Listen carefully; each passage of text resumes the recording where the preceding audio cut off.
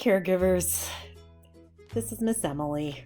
We're going to do a quick walk to talk about ways to build a print-rich home. So I'm starting with my nightstand. Doesn't look pretty, might look a little messy. And the reason I'm showing this to you is that it's really important for children to see that the adults in their lives are using print and that they're modeling, which means showing that reading is important. So for example, think of the things that kids do when they play. They might pretend to drive a car. They might pretend to order at a restaurant. They might pretend to cook. They're all things that they see the grown-ups doing because that is what is important to them. So what they see you doing is going to be what's important to them. Remember we talked about the number of books in the home can predict your child's later educational success? So make sure you have books visible. You can get them from the library, book sales. I got some of these from those little birdhouse libraries where you could take a book, leave a book. Magazines are great too. My husband doesn't read a lot of books, but he listens to books on tape and reads newspapers. So all of those are great ways to show your children that books matter in their lives. And here's a little tip. If you really, really don't like to read, or if it's really hard for you, although I think everybody can find something that they love, even if it's listening to it, fake it till you make it. One of my kids' teachers, a 5th grade teacher, said when her kids went out to a special like computer or art, every time they walked back in, she always made sure that she was sitting in the front of the room looking at a book. And of course, she was grading papers and doing other things, but she wanted them to see her modeling the love of reading. So you guys can do that too. It's great if you do it for real. If you can't, fake it till you make it. Okay, so if you are like my family, and I think a lot of busy families are this way, you will often have laundry out. So laundry and clothing is another place where you can find a lot of words. So in our laundry basket right here, I see a Vans shirt. You can point out the letters to your kids and what they spell. V-A-N-S. I see a Dallas, and it has numbers on it too. Number 77. My son's favorite player, Luka Doncic. So that's, and wait a second, Cleveland basketball. So as you're sorting laundry, as you're putting laundry away, as you're getting your child dressed in the morning, read the words on their clothes and on yours. And here's a little tip. You can label the different areas of your house and different things in your house on Post-its. So here's basket. That labeling things is a way to get your children aware of letter sounds and that print has meaning and making connections. So some kids will then want to label everything. My older 2 kids did that. It was a great way to help them learn how to write and use inventive spelling. So maybe they're not going to write basket, but maybe they'll put B-K-T. Beckett. They find some of the sounds that kind of stand out to them.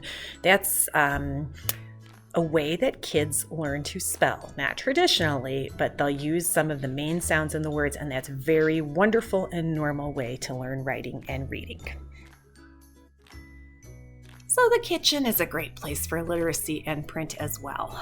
We can continue to use our Post-it strategy, fridge, microwave, grocery lists we already talked about, and you can write those out.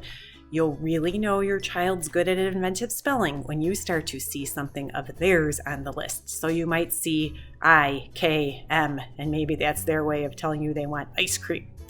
I've got another list going, ways to cope with stress, and we have some of those checked off, and a calendar. Those are all great ways to bring print into your home in the kitchen.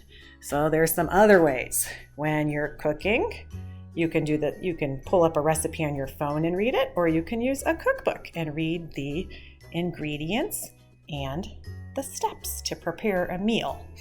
Sometimes they're right on the box, so you can look at those and read the steps together with your child.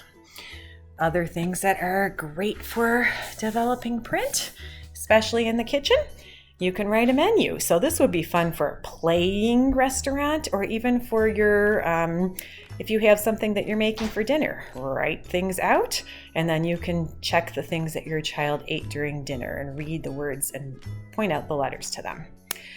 A couple of other things I have here that were really helpful when my kids were little, especially for my oldest, writing notes. So this was really powerful, and it gave her a sense of how important words are. Sometimes it's hard for kids to stop doing something or leave something. So like, for example, if we were playing a game of ball, or she wanted to play ball, and it was time to go to Grandma's house because she babysat her when I went to work, then we can say, I wrote her a note, and I'd say, Maya, we can play ball when we come home from Grandma's house. And that held some power for her. She also had a hard time with separation, so I would write her notes for that. Mama always comes back. See you after work, or see you after school. My love is always with you. That's something you can tuck in your child's book bag. I think my favorite note we ever wrote was no lemonade today. When Maya wanted to do a lemonade stand and we had to go somewhere else, I wrote no lemonade today, and she stood at the end of the driveway about 2 cars passed us by, and that solved the problem. Words are powerful. You can also use your own life and experiences and pictures and write stories with them. So this is just a photo album where we wrote, apple picking at Eddie's farm. You love autumn, your favorite season, Mama's too. So you can do this on your phone. There's story apps that you can use with digital pictures or online. Don't forget to read mail. You can show your child the address on the mail. Don't forget that they can draw pictures or write cards and use envelopes for writing. And your pantry is a great place to find things to read. Cereal boxes and other containers are awesome. Cereal boxes often on the back have some really cool things. So this one actually has postcards that you can cut out. So we're practicing the cutting skills. And then you can write them with your child. Having your child watch you write the words and sound them out and talk about the letter sounds is a very powerful way to make your home print rich and to help them see meaning in print. Lastly, you can use print to make schedules. So here we go again. This is the bathroom. That's the door. Oh, there's the mirror. Whoopsie, there's me. So when my daughter was young, she really needed a schedule for her bedtime routine. She had a hard time getting herself calm to go to bed because I think it was hard to leave Mom to be alone at night. So we had our little schedule. Brush teeth, take a bath, put on PJs, read a story, and then she would have to stay in her room for a sticker. We thought that perhaps she would be going to college with a sticker chart, but she learned eventually, and she became brave at night.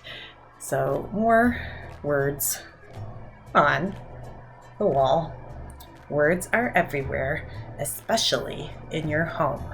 Create a print-rich environment so your child can learn.